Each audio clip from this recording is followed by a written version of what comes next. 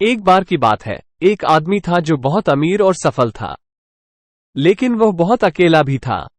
उसने अपने धन और सफलता का उपयोग दूसरों की मदद करने के लिए नहीं किया था, बल्कि अपने स्वार्थ के लिए किया था।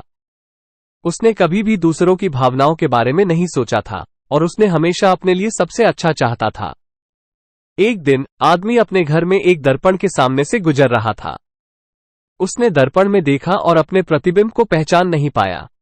उसका चेहरा विकृत था और उसका शरीर एक अजीब आकार में था। वो हिलने या बोलने की कोशिश नहीं कर सकता था। वो दर्पण में फंसा हुआ था और वो नहीं जानता था कि कैसे बाहर निकलना है। आदमी अपने जीवन को पीछे मुड़कर देखने लगा। उसने महसूस किया कि वह एक बुरा व्यक्ति रहा है। उसने अपने धन और सफलता का उपयोग दूसरों की मदद करने के लिए नहीं किया था, बल्कि उनका शोषण करने के लिए किया था। उसने दूसरों को धोखा दिया था और उन्हें चोट पहुंचाई थी। अब आदमी को अपनी गलतियों का एहसास हो रहा था। वो समझ गया कि धन और सफलता महत्वपूर्ण नहीं है।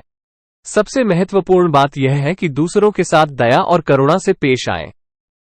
आदमी दर्पण में अपने प्रतिबिंब से बात करने लगा। उसने अपने प्रतिबिंब से कहा कि वो बदलना चाहता है। उसने कहा कि वह एक बेहतर व्यक्ति बनना चाहता है। उसने अपने प्रतिबिंब से कहा कि वो दूसरों की मदद करना चाहता है। आदमी के प्रतिबिंब ने उसे मुस्कुराया और कहा, मैं खुश हूं कि तुमने यह महसूस किया है, लेकिन तुम दर्पण से बाहर निकलने के लिए क्या करने को तैयार हो? आदमी ने कहा, मैं कुछ भी करने को तैयार हूं। दर्पण में आदमी के प्रतिबिंब ने कहा, अच्छा, तो अब तुम्हें दर्पण से बाहर निकलने के लिए 3 परीक्षाएं पास करनी होंगी। पहली परीक्षा तुम्हारे धैर्य की परीक्षा होगी, दूसरी परीक्षा तुम्हारे दया की परीक्षा होगी और तीसरी परीक्षा तुम्हारे ज्ञान की परीक्षा होगी। आदमी ने कहा, मैं तैयार हूं। दर्पण में आदमी के प्रतिबिंब ने कहा, पहली परीक्षा यह है कि तुम्हें 1 महीने के लिए इस दर्पण में फंसा रहना होगा। इस दौरान तुम्हें हिलना डुलना या बोलना नहीं होगा। तुम्हें सिर्फ बैठकर यह सोचना होगा कि तुमने अपने जीवन में क्या गलतियां की हैं और तुम कैसे एक बेहतर व्यक्ति बन सकते हो।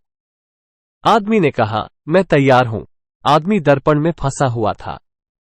वो हिल नहीं सकता था और बोल नहीं सकता था। वो सिर्फ बैठकर यह सोच सकता था कि उसने अपने जीवन में क्या गलतियां की हैं और वो कैसे एक बेहतर व्यक्ति बन सकता है।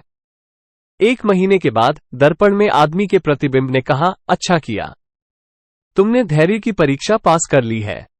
अब तुम दूसरी परीक्षा देने के लिए तैयार हो। दर्पण में आदमी के प्रतिबिंब ने कहा, दूसरी परीक्षा यह है कि तुम्हें एक गरीब आदमी को 1000 सोने के सिक्के देना होंगे, लेकिन तुम उसे यह नहीं बता सकते कि यह पैसा तुमने दिया है। तुम्हें उसे चुपचाप पैसे देना होगा और फिर वहां से चले जाना होगा। आदमी ने कहा, मैं तैयार हूं। आदमी बाहर गया और एक गरीब आदमी को देखा। वह आदमी बहुत भूखा और प्यासा था। वह सड़क पर भीख मांग रहा था। आदमी ने जेब से 1000 सोने के सिक्के निकाले और गरीब आदमी के पैरों में रख दिए। फिर वह चुपचाप वहां से चला गया।